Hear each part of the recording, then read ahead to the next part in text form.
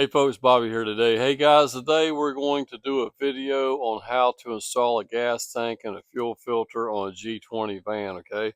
So here's our little G20. Notice that we got it up in the air, up on some jack stands. We found out here a few weeks ago when we decided to try to get this thing running again. We poured some fresh fuel in it and it started leaking out on the driveway. So we knew we needed us a new gas tank, and we ended up getting us a new fuel pump as well. So let's go on out in the shop and we'll take a look at our new parts and then we'll take it from there. Stay tuned. Okay guys, first of all, I want to show you our old gas tank. Let me just flip it over a little bit. You can see how rusted it was on the surface, but also it has some pinholes in it. I think that's one right there. Yeah, that's all the way through right there.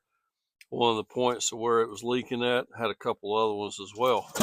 So we got us a new pump 2, because when we took this out, as you can see, everything was so rusted up and everything. I said, you know what, I'm not going to replace just the pump. I'm going to put a whole new cylinder in it, because when we did key this thing up, this thing was making like some crazy noise.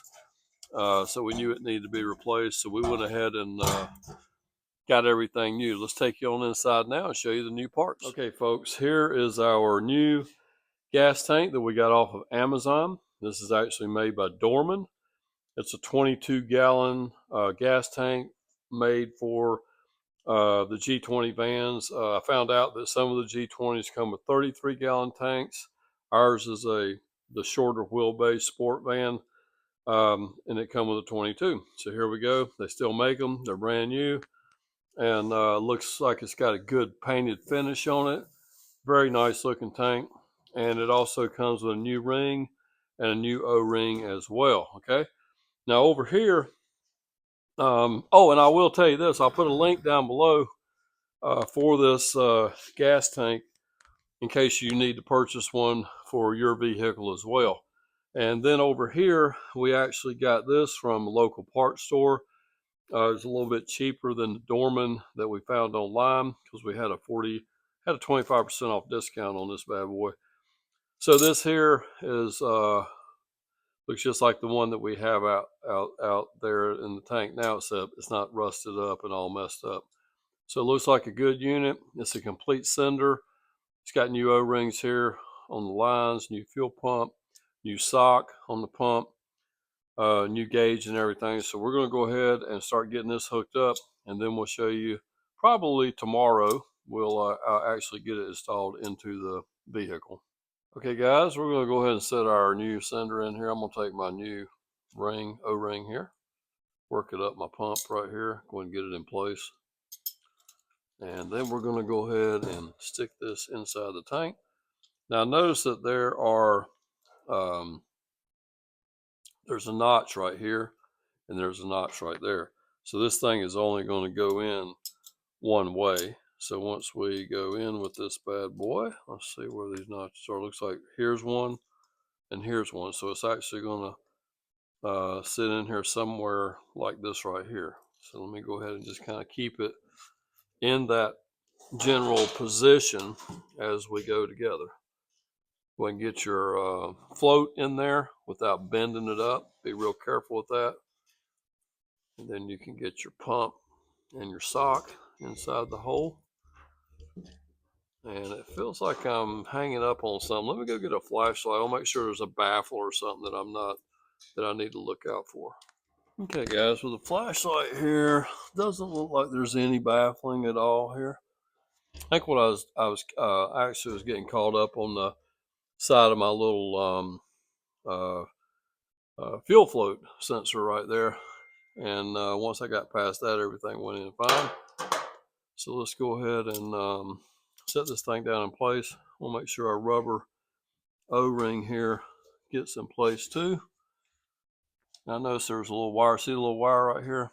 Make sure that does not get pinched. So we're going to go ahead and lower this into place, and then we'll put our locking ring on after we get it set in place. Okay, we got this thing sitting in place. We got this little ear sitting right here where it's supposed to be. The other one's right over here in between there where my pinky is. Now we have this locking ring that has to twist clockwise, okay? And what we'll have to do, they make a special tool for turning these spanners. I have never purchased one. I've been in the business over 35 years and never bought one. Typically use a brass hammer and a drift or a chisel or some sort, and I'm just real careful with them, and I'll tap each tab and work it in slowly until we get it to where it locks totally in place. So let me grab my tools and we'll knock this out. Okay, I got my little brass hammer, small hammer, and a long punch with a blunt end on it. I'm just going to actually kind of get it started. And what I usually do is just tap a little bit on each ear and work it around slowly, okay?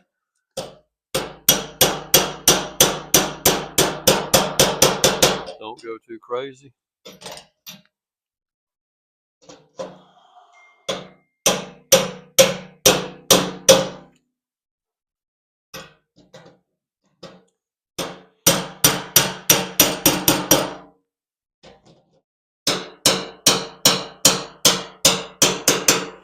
I had to grab a little bit smaller pin punch, guys, to get underneath the lines right there.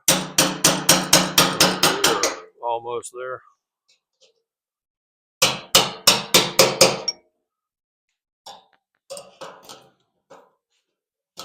One more little tap right here.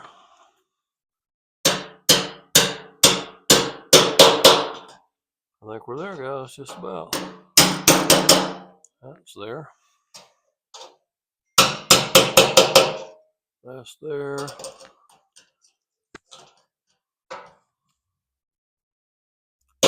And folks, we're done. So we're ready to actually go out now and get this thing ready to install. So we're probably just going to take a break here tonight, and we'll catch back up with you tomorrow, which will only be like a split second from now, and we'll get this thing installed. Hey folks, back here on day two. Just ran underneath the vehicle, took the old fuel filter off that's been there for 14 years since it's been parked, maybe even longer. Bring the camera right down here. As you can see right here, I just knocked out some rust that was inside here. Let's see if there's any more in here that we can show you right quick. You can see all that crud inside there. So you definitely always want to change the fuel filter on a vehicle after it's been sitting a while. Let's get going on that tank. Okay guys, before we start putting the tank in, one more thing I wanted to do. I come up here into the doghouse area, the engine area on the inside. I took the fuel line loose from the throttle body. I'm going to take compressed air and blow through this fuel line all the way to the back in case there's any of that nasty rust. I want to blow it out of there, okay? So we're going to blow through here, hook it back up, and then we'll be ready to put our tank in. Okay, we're about ready to put the tank in. I went ahead and brought it out here closer to the van. What we have here on the ground here, guys, is our floor jack with a piece of plywood on top. I'm going to go ahead and just sit this on top of here, and we'll lift it up and make our connections here momentarily. But real quick, I just want to let you know a couple things that I've done off of the film here was we took and blew out the filler neck, and we did get a little bit of debris. So make sure, blow the filler neck and everything out real good. We blew out the other little short piece of hose between the filter and the fuel tank.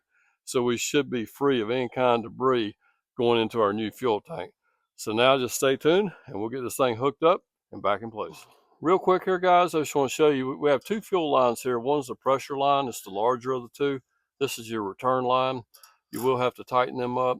This here must be some type of vent return here of some sort. Has a little rubber hose going on to it with a clamp. Over here you have your tank vent. This is the vent while you're filling. This actually hooks to the filler tube right over here. And we use the older section. We've already got it reconnected. And here's your connector for your fuel pump that runs up through the frame rail and makes connection. So just wanted to show you all that right quick. And now we're going to shove it underneath here.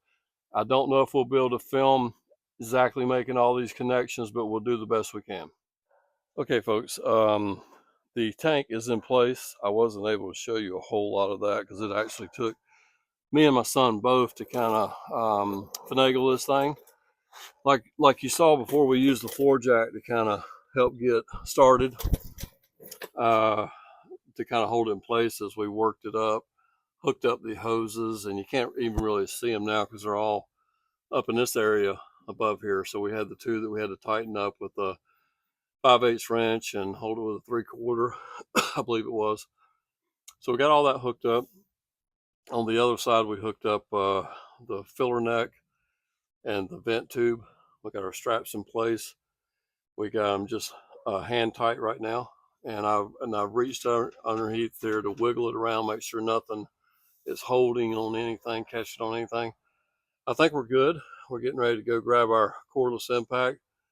We're going to oil these bolts up a little bit and snug it up, and we'll be almost done, guys. We got one more thing to do. We got the wire for the fuel pump right up here. You see right up there, that wire. I got to go around the other side of the axle and hook that up correctly, and then we'll be ready to put some fuel in it and see if she runs. Okay, guys, hey, we got the vehicle back down on the ground. We put about 4 gallons of gas in it, and we've actually played around with getting it to crank. Okay, so first of all, let me tell you this right here. This thing has sat up for 14 years, and it didn't even want to crank at first because we're going to have to actually do a little work on the throttle body. We finally got one injector where it would start spraying a little bit, but the other injector in the throttle body still is stuck, okay? But I will go ahead and crank it up for you so you can hear this thing run. This thing is first time this G20 van has run in 14 years, okay? So stay tuned. I'll crank it up. Okay, guys, we're inside the vehicle here. We got the doghouse off. This is a 4.3 liter. I don't know if I told you that before. And I stuck the air cleaner back on because it was pulling like a lot of trash and stuff. The fan was pulling stuff down. I didn't want it going into the engine. So I'll fire it up and let you hear it run.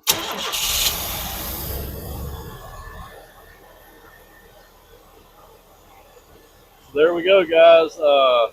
I never thought I'd hear this thing run again after it sat here for a while. So here we go. We got it running. For now, we're just going to keep on working on it. Let me shut it off right quick.